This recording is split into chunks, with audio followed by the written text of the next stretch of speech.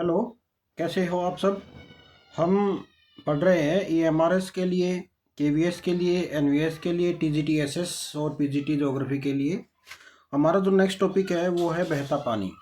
और जब हम बहते पानी की बात करते हैं तो इसकी कोई भी व्याख्या करने की आवश्यकता नहीं होती, क्योंकि मुख्य रूप से बहते पानी के दो घटक माने जाते हैं। पहला घटक तो है कि सामान्य भूमि के ऊपर, सतह के ऊपर ओवरफ्लो करता हुआ पानी। दूसरा क्या होता है, घाटियों में नदियों के रूप में बहता हुआ पानी। अब नॉर्मल कंडीशन क्या होती है कि जब कोई भी ओवरफ्लो पानी, मतलब धरातल के ऊपर को बह रहा है ओवरफ्लो पानी, तो क्या करता है, धीरे धीरे वह संकीर्ण और थोड़ी थोड़ी क्या एक नालियों के रूप में बहता हुआ बहना प्रारंभ कर देगा। उसके बाद उसकी मात्रा जब बड़ी हो जाती है तो वो गली का रूप धारण कर लेगा। और उसके बाद धीरे धीरे जो उसकी और शक्ति बढ़ जाती है पानी की, तो वो आपका एक गोर्ज के रूप में या कैनियन के रूप में या एक नदी के रूप में क्या करता बहना स्टार्ट कर देगा। तो आपके जो स्क्रीन के ऊपर है एक डायग्राम दिखाया गया है या एक चित्र दिखाया गया है, जिसमें मुख्य रूप से स्टार्टिंग में जब ओवरफ्लो पानी था छोटी छोटी धाराओं के अंदर आ गया।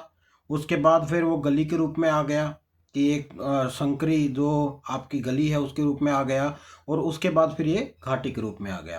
तो जो बहता हुआ पानी है उसकी आगे जब वो जाता है तो उसकी एक प्रोसेस है।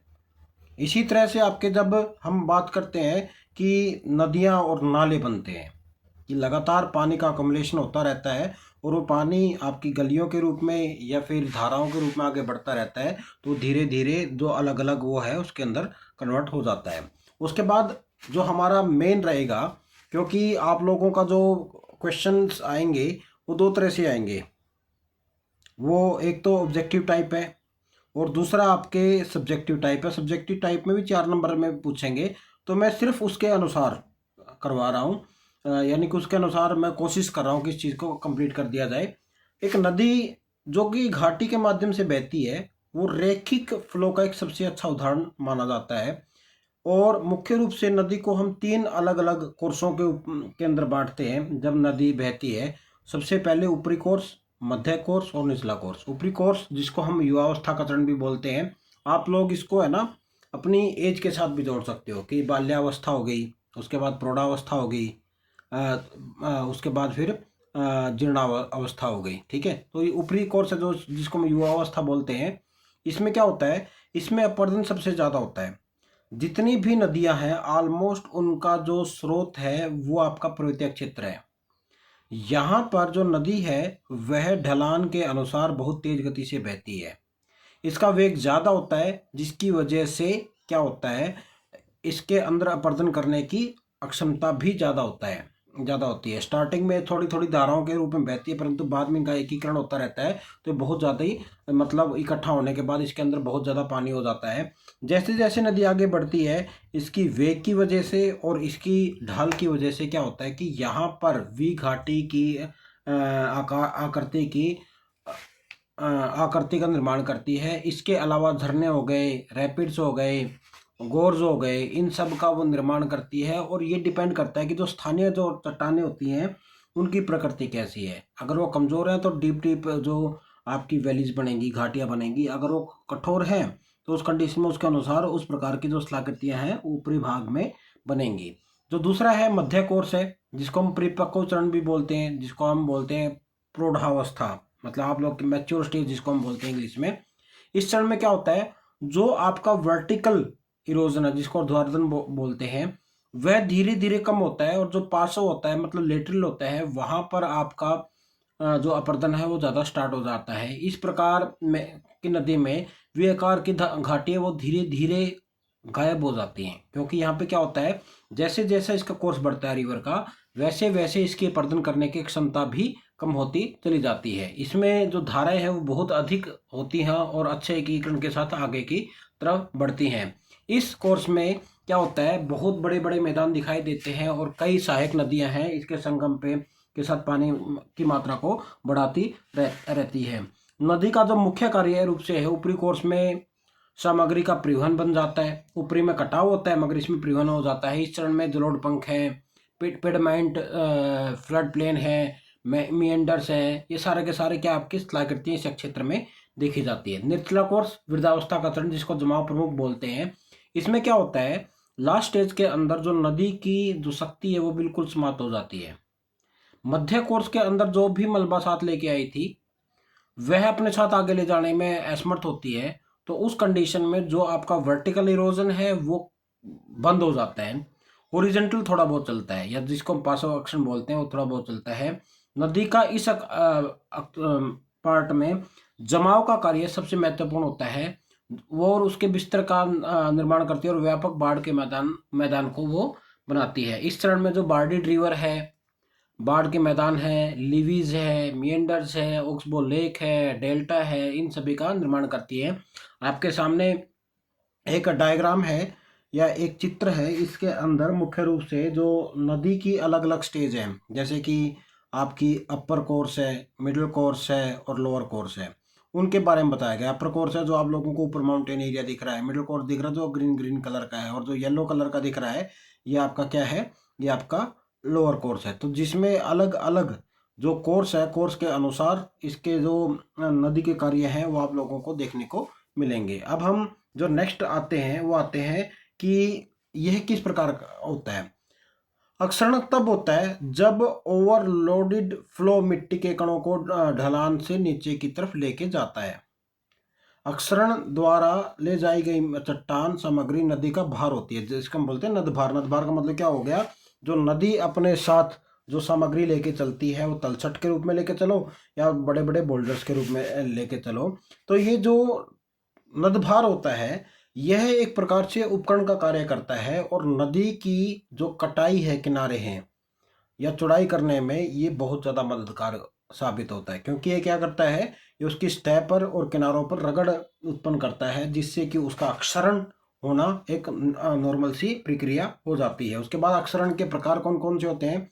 नदी के जो अक्षरण का कार्य है विभिन्न तरीकों से पूरा किया जाता है, जिसमें से सभी एक साथ कार्य कर सकते हैं, जैसे कोरेजन है, कोरेजन हाइड्रोलिक एक्शन, ये तीन है। कोरेजन या अब्रेशन, जिसमें क्या होता है, चट्टान के नदी के तल के नीचे उछलते हुए चलते हैं, और ये क्या करते हैं, ये खरोचते हुए चलते हैं, जिससे क्या होता है कि जो भी आपकी अतिरिक्त चट्टान होती है, अतिरिक्त चट्टान का मतलब क्या होता है, जो उसके लेवल से ऊपर खड़ी होती है, तो उस कंडीशन में उसको तोड़ते हुए चलती हुई है।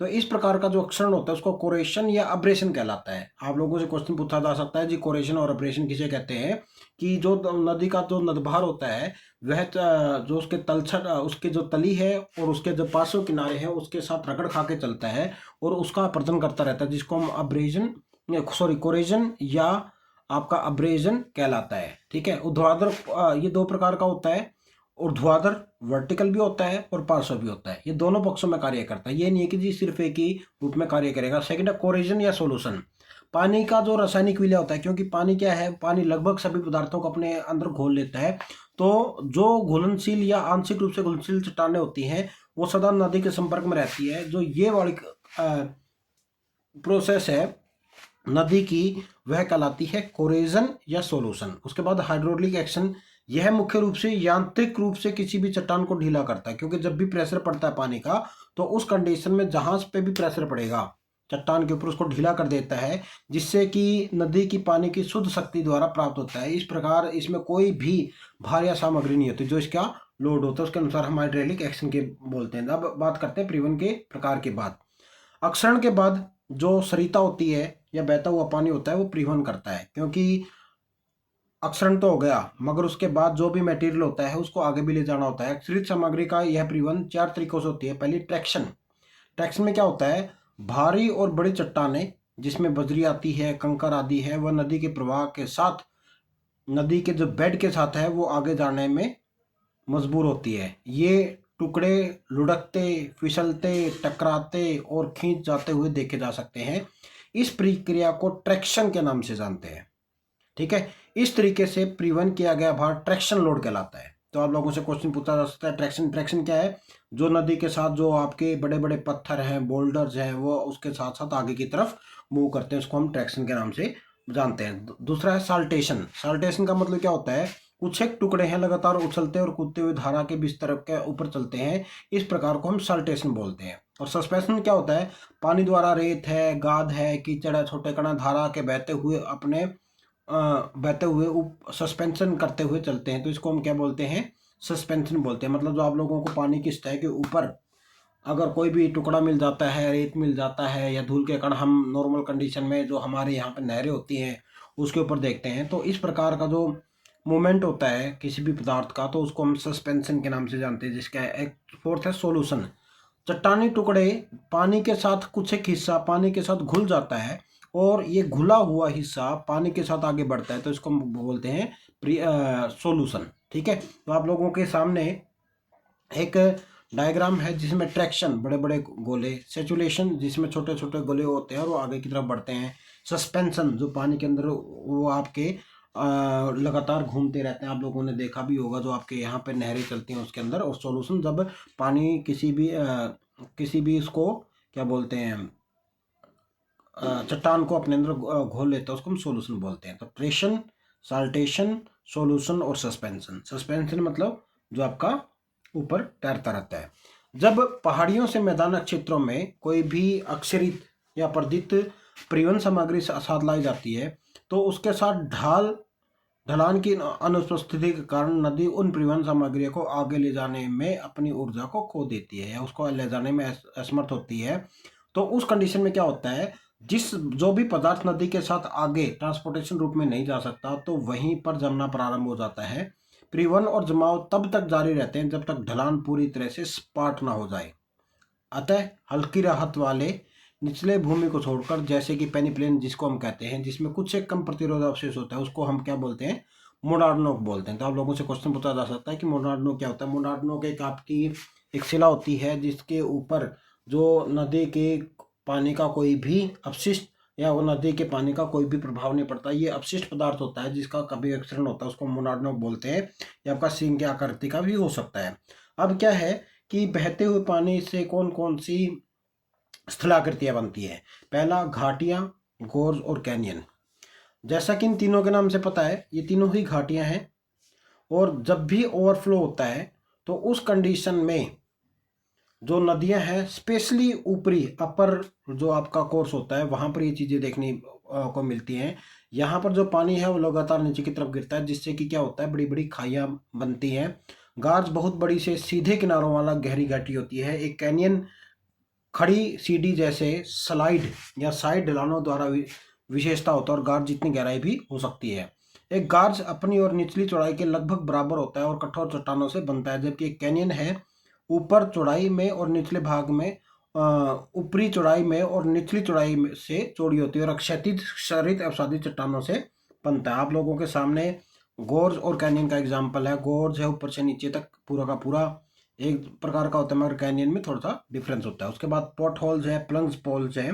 पोर्ट होल्स पहाड़ी धाराओं जब आगे की तरफ चलती हैं तो जो वो चट्टानें आगे बहती हैं तो वो क्या करती हैं, जहाँ पर भी उसको कोई भी कमजोर चट्टान या ढीली चट्टान मिल जाती है तो वहां पर एक छिद्र सा कम गोलाकार अवसाद के साथ वो छिद्र बना देती है।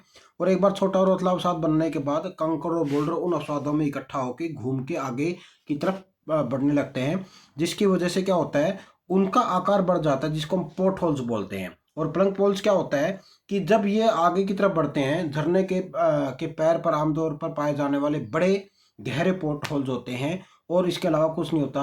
पानी के अशुद्ध प्रभाव और बोल्डर्स के घुमाव के कारण ये ज़्यादातर बनते हैं। ये आपके सामने एक डायग्राम है पोर्ट होल्स का, कि जिसमें आपके गड्ढे बने हुए हैं, जैसे कि कोई भी कंचा है उसको निकाल दिया, ये गहरे गहरे गड्ढे होते हैं। और जो नीचे है ये है प्लंग पोल्स। ये पोर्ट होल्स है बहुत बड़ा, एक झरने के रूप में देखने को मिलता है, एक बड़ा सा जलाशय आप लोग इस चीज को बोल सकते हो। उसके बाद है इनसाइड और एंट्रेंस्ड मिएंडर्स। मिएंडर्स का मतलब क्या होता है, विसर्ग। और विसर्ग का मतलब क्या हो गया कि नदी है एक सांप की भांति चलती है।